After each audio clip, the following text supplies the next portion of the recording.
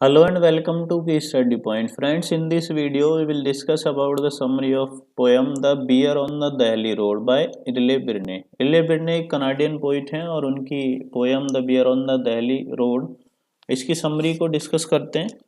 और ये जो पोएम है, जैसे कि आपको टाइटल से ही पता चल रहा होगा, bear on the Delhi road, एक भालू जो दिल्ली में रोड पे इनको दिख जाता है, उसको लेके इन्होंने मेंशन किया है। तो इसमें जो एनिमल स्पीसीज है, एनिमल और ह्यूमन का रिलेशन है, उसको डिस्कस करने की कोशिश की है। तो इसकी समरी देख लेते हैं। Unreal tall as a myth by the road the Himalayan bear. तो अनरियल से मतलब क्या है? एक जो जानवर जो अपनी हैबिटेट में, नेचुरल हैबिटेट में रियल है, वो दिल्ली रोड पे आके अनरियल हो जाता है। मतलब वो अपने हैबिटेट से उसको अगर हम हटा देते हैं तो वो अपनी जो नेचुरल उसकी हैबिटेट है वहाँ से हट के अनरियल हो जाता है। Unreal tall as a myth by the road, the Himalayan bear is beating the brilliant air with his crooked arms about him. Two men bear spindly as locusts leap. One pulls on a ring in the great soft nose.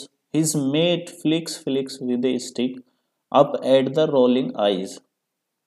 एक Himalayan beer जो एक Himalayan भालू जो ठंड में रहने का आदी है, वो दिल्ली की रोडों पे या नॉर्थ इंडिया में यहाँ गर्मी में आके अनरियल है, यानी वो अपने आप को अच्छा सा महसूस नहीं करता है। Is beating the brilliant air, और वो अपने हाथों से यानी अपनी भुजाओं से, मुड़ी हुई भुजाओं से एयर को बीट कर रहा है, यानी एयर में नाच रहा है। दो व्यक्ति जो उस भालू को लिए हुए हैं, यानी जो वो व्यक्ति जो भालू को हिमालय से लेके आए हैं, उनमें से एक ने एक, हम बोल सकते हैं, रस्सी से उसको पकड़ रखा है, एक फंदे से उसके गले में उसको बांध रखा है, और उसका जो मेट है, उसका जो दूसरा साथी है, वो स्टिक से यानी छड़ी से उसको थोड़ा थोड़ा मारता है, धमकाता है, और फिर उसको नचा रहा है। ठीक है, बीटिंग द एयर का मतलब है उसको नचाने के लिए, उसको डांस करने के लिए फोर्स कर रहा है। ठीक है, और जो भालू है वो लोकस्ट की तरह उछल कूद कर रहा है।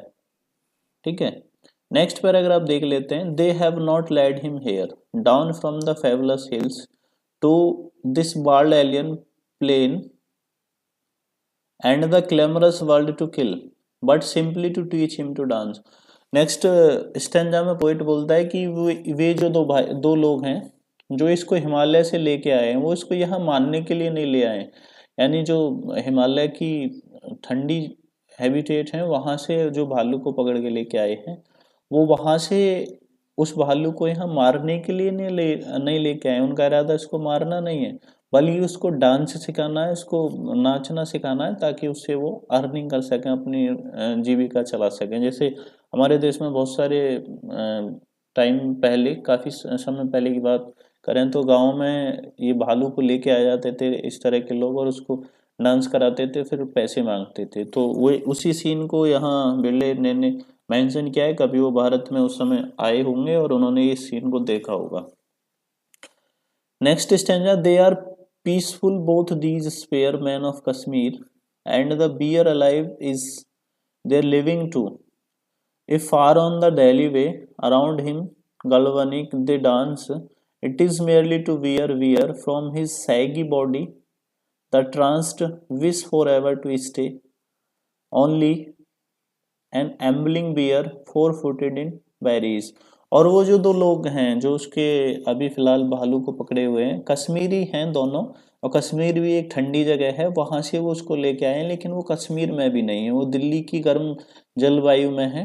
और वहाँ उस भालू को उन्होंने ट्रेंड करने का जो जिम्मा ले रखा है, इसलिए ले रखा है कि वो उससे कुछ कमा सकें और अपनी जीविका चला सकें। उनका इरादा उसको मारना नहीं है, और वो अपने जो उनका होम टाउन है, होम स्टेट है, वहाँ भी नहीं है। यहाँ पोइट बोलता है कि वो जो पतले व्यक्ति हैं दोनों, वो कश्मीर के हैं, यानी वो भी ठंडी जगह से हैं, लेकिन वो वहाँ उसको नहीं रखे हुए हैं। वो दिल्ली की गर्म जलवायु में उस भालू को डांस करना सिखा रहे हैं, और उसके साथ साथ खुद भी पहले डांस करते हैं, तभी उसको दोनों पैरों पे डांस करने को मतलब ट्रीट कर रहे हैं, उसको टीच कर रहे हैं कि कैसे वो डांस करे भालू। It is no more joyous for them in this hot dust to prance out of reach of the praying claws, sharpened to paws for ants in the shadow of Devdar. It is not easy to free myth from reality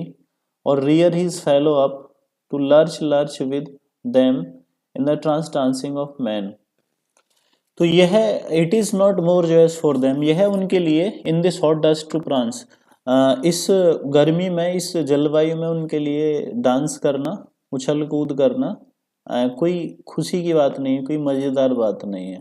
out of reach of the praying claws sharpen to pause for ant, और अपने पंजों को जो nature में हिमालय में मतलब वहाँ बर्फ में नॉर्थ नेचुरल रहने के आदि हैं, उनको शार्प करना, उनको तेज करना ताकि वो कीड़े मकोड़े आंट्स वगैरह को मार सकें, वो उनको नुकसान ना पहुंचा सकें, ये उनके लिए आसान नहीं है। इन द शैडो ऑफ देवदार, और जो सिर्फ देवदार जो वृक्ष होते हैं उनकी छाया में रहते हैं, मिले उनको। It is not easy to free myth from reality to rear this fellow up to lurch with them in the trance dancing of man।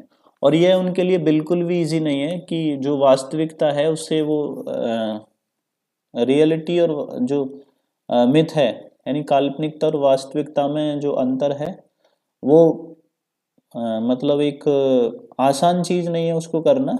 और lurch with them in the trance dancing of man, तो यहाँ trans dancing उसे बोलते हैं जो एक व्यक्ति इस पे आग के, जो हम बोल सकते हैं आग होती है उस पे डांस करते हैं। कुछ माइथोलॉजी में इस तरह की घटनाएं आती हैं जब ट्रांस डांसिंग उसे बोलते हैं, कोई व्यक्ति आग पे डांस करता है, नाचता है। तो ये लर्च मतलब लड़खड़ाना, ठीक है। तो बोलते हैं कि उनके लिए लड़खड़ाते हुए डांस करना ट्रांस डांसिंग के में जैसे मैन एक व्यक्ति करता है, मैन करता है, वो उस इन भालुओं के लिए आसान नहीं है।